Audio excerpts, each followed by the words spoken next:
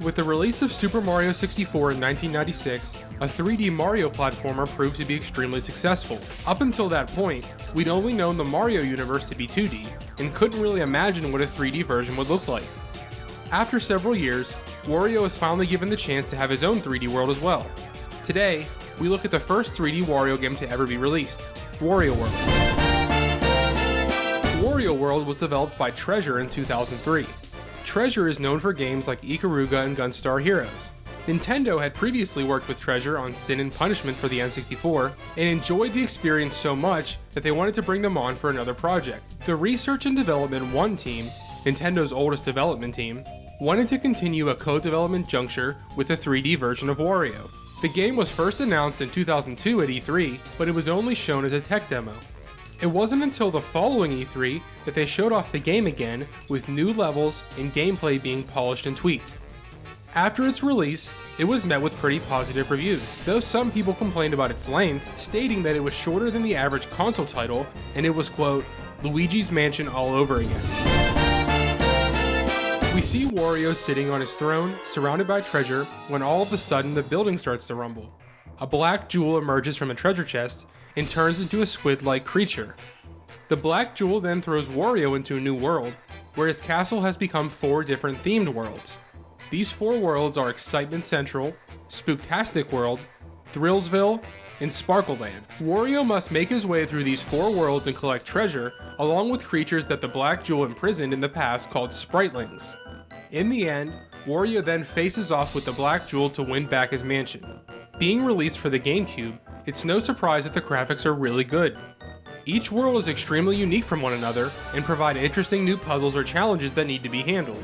The only issues that we saw when it came to graphics was that some enemy models were repeated throughout the game.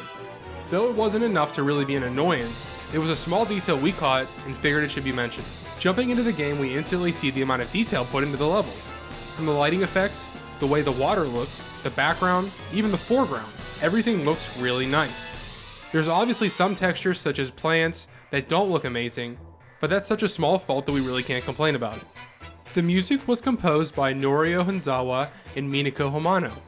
Hanzawa has worked on such games as The Simpsons, Gunstar Heroes, and Tiny Toon Adventures, while Hamano is best known for Super Metroid, Super Smash Bros. Brawl, and The Legend of Zelda: Link's Awakening. Although there was a powerful duo in charge of this music, we can't really say anything stands out to us. It's all just background noise that is only really noticed if something really goofy sounding comes on, such as the pause menu song, which will get stuck in your head for a while.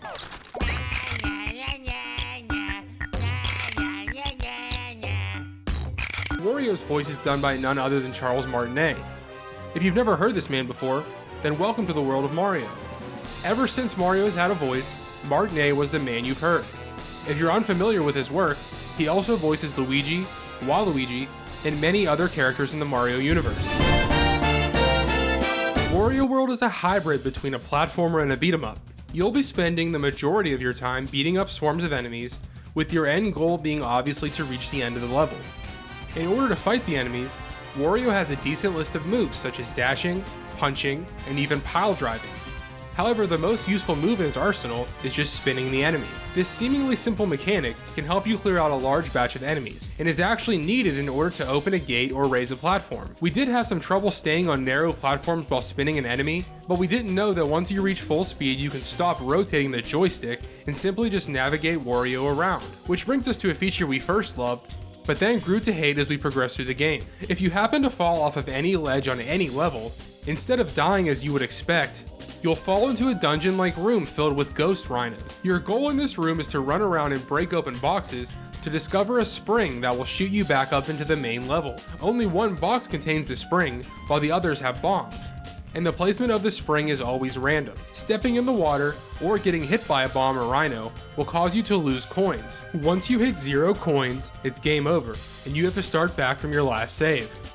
Luckily, the game is very generous with the amount of coins it throws at you. The main method of collecting these coins is beating up enemies. With larger amounts of coins, you can use Wario's Hyper Suction to quickly pick up nearby coins before they disappear. Throughout your journey in the levels, you'll occasionally run into a Garlic Man. Paying him a certain amount, which always varies, will award you a piece of garlic which will regain some of your health. If you thought collecting enough coins to stay alive in case you mess up and fall off the edge was bad enough, you'll also be tasked with collecting several other items in every level as well. Red diamonds are only found on special levels and are mandatory in order to complete the level. There are 8 diamonds in every level, however the player is only required to gather between 3 and 6 of them. Not knowing the exact number could get very frustrating if you make it to the end and realize you're one off. To avoid this, we collected as many as possible so we didn't have to worry. You'll also come across pieces of a statue as you try to find the end of the level. If you can rebuild the statue throughout the level, which takes 8 pieces, you'll get an extra half a heart added to your life bar. In the early stages, this seems like a relatively easy task, but as the levels get more advanced, the statue pieces become harder to find. Think this is a lot to do so far? Well, we're not done yet. There are 8 treasure pieces scattered throughout each level in the form of a colored pad. In order to get the treasure, you have to find the corresponding colored button to activate the pad. In some of the later levels, this takes a lot of backtracking, sometimes even to the beginning of the whole level. However, out of everything else you have to collect, this is one item that doesn't affect the game other than getting 100% completion. Last but not least are the Sprite Links. The best way to describe these creatures are little elves that are locked away in tiny prisons. There's 5 per level, and freeing a Sprite Link will provide you with tips for the level or an upcoming boss fight. This is a very important collectible in the game, as it affects the kind of ending you get. Collect only a few Sprite Links, and when you get back to your mansion at the end, it will only be a tent near a campfire. Collect all of the Sprite Links and you get your castle back with all the treasure you lost. If you paid attention to the numbers we've been throwing out here, that's 29 collectibles per level, which means that you have to collect 232 items in order to 100% complete this game. We feel that due to the game's short playtime, more and more collectibles were added to the levels in order to keep the players engaged and wanting to give them a challenge. This may not be the actual reason, but it's the only one we could think of as why they would add so much. Earlier we mentioned special levels. These can be found through either wooden or steel trapdoors on the ground. With the wooden doors, Wario simply has to ground pound them to fall through. These levels are always in a small room with obstacles such as spike balls or moving blocks. The main objective here is to find your way to the second floor to get one of the collectibles mentioned earlier, alongside a red diamond. Steel doors work almost the same way, except in order to access them, you have to pile drive an enemy through it. These levels take place in a large open area and have some of the best looking puzzles in the game. Your objective is to always cross or climb the blocks in some way, shape, or form in order to get the red diamond. Out of everything this game had to offer, these types of bonus stages were the most fun and the most frustrating at the same time. Aside from the bonus levels, the second most fun thing you'll be doing is fighting the bosses. Each level has its own boss, and the third level in every area is dedicated specifically to a world boss, making 12 bosses in total throughout the entire game.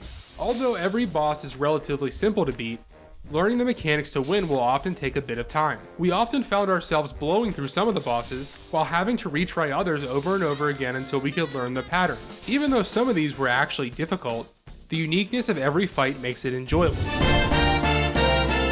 Wario World looks great right off the bat, and the gameplay isn't bad either. Everything moves smoothly and the puzzles are never too difficult to the point where you want to give up. However, the repetition throughout every world gets old pretty fast.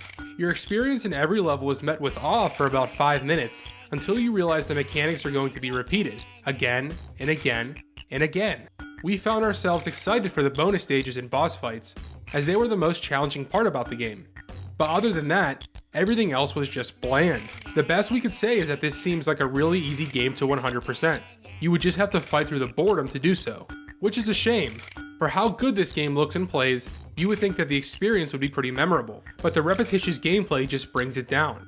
Even though the graphics have held up over the years, the same can't be said about the gameplay. And it's because of this that we have to say that Wario World does not hold up.